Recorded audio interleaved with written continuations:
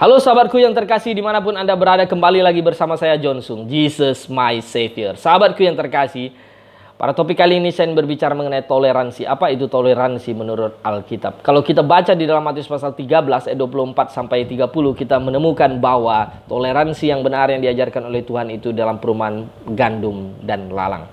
Ketika murid-muridnya berkata, "Guru, kami datang menaburkan benih-benih gandum. Tetapi kami melihat ada tumbuh benih lalang di antara gandum itu. Guru, bagaimana jika kami mencabut lalang itu?" Tuhan berkata, "Jangan.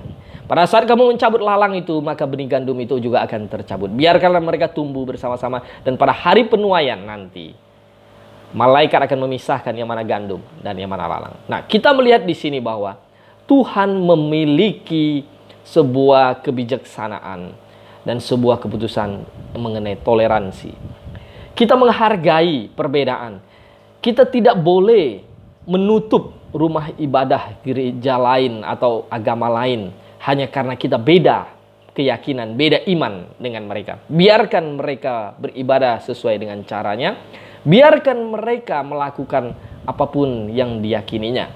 Tetapi bukan berarti kita tidak boleh menyampaikan kebenaran. Kita diberi kewajiban untuk menyampaikan apa yang kita yakini benar. Selanjutnya, orang mau ikut atau tidak, kita tidak boleh memaksa. Kita tidak boleh memaksa dan berkata, "Oh, tutup itu gereja di sana, tutup itu tempat ibadah di sana." Tidak boleh. Mengapa? Itu adalah hak asasi manusia untuk beribadah kepada Tuhannya masing-masing. Tidak boleh memakai kekuasaan pemerintah dengan penganiayaan, menindas, intimidasi. Maka saya tidak setuju dengan agama lain yang menutup gereja yang sudah ada IMB, sudah beratusan tahun di sana, melarang orang beribadah. Di mana otak mereka? Ya, saya bingung dengan para kaum muslim yang radikal yang bisa melarang orang beribadah. Itu hak asasi, toh tidak mengganggumu. Dia di dalam ruangan, mic-nya juga tidak pasang kencang-kencang mengganggu tetangga. Mengapa dilarang untuk beribadah? Nah, coba berpikir bahwa di sinilah mereka tidak mengerti apa artinya toleransi. Masa orang yang beda di keyakinan dengan dia harus tutup rumah ibadahnya, dia harus bawa parang, bawa kayu untuk mengusir orang. Di mana otaknya? Di mana ajaran agamanya yang berkata dari Allah yang Maha Kasih dan Maha Benar? Jangan cuma teriak-teriak Allah Maha Kasih dan Maha Benar, Maha Besar, tetapi perlakuannya seperti perbuatan iblis. Nah, seorang yang kasih di dalam Tuhan, Alkitab itu adalah ajaran yang penuh kasih. Bukan berarti kita tidak boleh menyampaikan kebenaran. Kewajiban kita menyampaikan kebenaran, tetapi kita tidak boleh melarang, memaksa orang lain untuk mengikut pandangan kita. Ya, di sini artinya toleransi. Banyak kali orang itu tidak mengerti. Dalam negara demokrasi, semua orang itu bebas berpendapat. Ini bukan negara diktator otoriter yang sekali berpendapat beda dengan pemerintah ditangkap seperti Korea Utara atau di Cina, di sana tidak ada kebebasan untuk beragama. Komunis. Kita negara demokrasi, bebas berpendapat.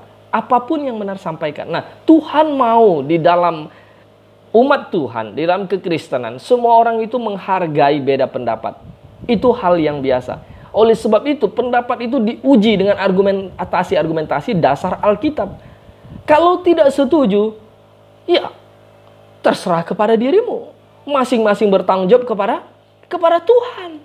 Bukan bertanggung jawab kepada penyampai berita. Yang kau koreksi, introspeksi dirimu. Apakah iman saya selama ini sudah benar? Kalau orang lain menyampaikan demikian, apakah sudah benar? Bukan kita malah marah kemudian kita menebar hal-hal yang ancaman, intimidasi. Ini namanya orang Kristen yang bodoh. Orang Kristen yang tidak mengerti Alkitab. Lalu mau mencabut. Maka saya tidak setuju misalnya ketika dulu pemerintah berkata, yang benar itu PGI, yang benar itu KWI, PII. Kalau yang tidak dibawa itu gereja itu maka salah. Itu bodoh namanya. Pada zaman Tuhan Yesus itu tidak ada seperti itu. Nah, yang ada itu ahli-ahli Taurat, Farisi dan Saduki. Mereka itulah yang menentang Tuhan Yesus. Yang tidak berani bersoal jawab dengan Tuhan. Ketika mereka bersoal jawab kalah dengan Tuhan, mereka memakai kekuasaan Romawi, menangkap Tuhan dan salibkan dia. Nah, saudaraku yang dikasih di dalam Tuhan, dimanapun Anda berada, saya ingin mencerdaskan Anda melalui firman Tuhan. Firman Tuhan mengajarkan kita, biarkan itu lalang tumbuh. Tapi kewajiban kita untuk menjelaskan mana gandum dan mana lalang, itu jangan pernah berhenti. Sama seperti ketika kita menjelaskan, ini uang palsu, ini uang asli. Itu harus dijelaskan supaya orang tidak salah dan tidak rugi ketika dia mendapatkan uang palsu. Nah, orang yang memiliki uang palsu pasti takut ketika diuji uangnya. Karena sama, ketika orang yang memiliki ajaran palsu, imannya diuji, dia akan takut, dia akan mengerang-erang seperti ular beludak yang keluar dari sarangnya kepanasan. Dia akan marah. Dia tidak bersedia untuk diuji lalu berkata, oh jangan menghakimi, biar Tuhan saja yang menghakimi. Oh, itu bukan toleransi namanya. Itu namanya orang-orang yang tidak takut diuji karena mereka itu adalah salah. Seperti uang palsu yang tidak berani diuji. Nah, saudaraku yang kasih dalam Tuhan, kalau engkau merasa ajaranmu, imanmu benar sesuai dengan Alkitab, harus bersedia diuji. Tapi jangan pernah memaksa orang lain untuk mengikuti imanmu. Engkau boleh mengatakan orang lain sesat. Nah, Tuhan mengatakan orang lain sesat. Engkau boleh mengatakan orang bodoh. Di dalam Alkitab berapa kali Paulus mengatakan, "Hai engkau orang-orang bodoh." Kenapa? Karena mereka tidak mau berpikir.